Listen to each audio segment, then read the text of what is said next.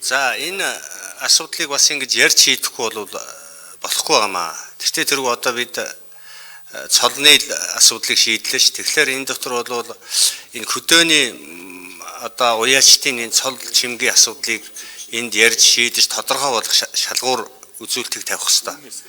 Өнөөдөр энэ цол чимэг олгож байгаа энэ журмаар бол 8 айраг төрөө авсан хүн Монгол улсын алдарт хуйаач байна гэж байгаа.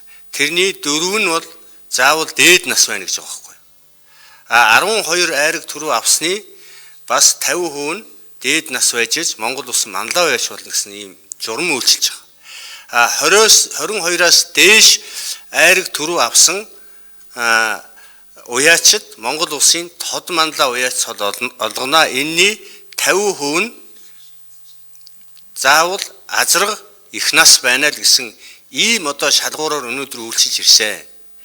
Үнэхээр өнөөдөр тэр малчтаа, залуу уяачтаа хөдөө орон нутгата боломж олгоё гэж байгаа бол тэр 8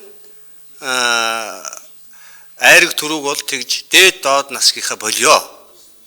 Үнэхээр боломж олгоё гэж байгаа юм бол 12 айраг төрөө авсан хүн тэр дээд доод нас гэхгүйгээр тэр тод манлай уяач аваа явъя. Тэр 22 айраг төрөө авсан хүн тод манлай уяач аваа явъя гэсэн ийм одоо үнэхээр л тэр цол чимгийг олгоё гэж. Нөгөө талаар энэ цол чимгийн шалгуурыг бас өндөрсөх ийм бас нэг асуудал өнөөдөр энэ манай уяачтай холбооноос ч гэсэн ярьж байгаа, морь судлаач ярьж байгаа. Энэ дээр бас асуудлыг бас ярих шаардлагатай байна. Шаардлагатай байна. 10 одоо нэгэнт ингэж дээд ноод насны хязгаар тавихгүй байгаа учраас улс бүсэд айрагдсан морид хідэн айраг төрөв байх нь тэр ямар одоо үнэлэмжээр өндөрсгэн гэдэг асуудлыг бас энд яриад явуулъя. Одоо энд нийгэм шүүмжилж байна, би чи тийм шүүмжилтэй байна. Энэ цол чимэг болгоход зөрүүлсэн бид нар баяр наадмын хууль батллаа шүү дээ.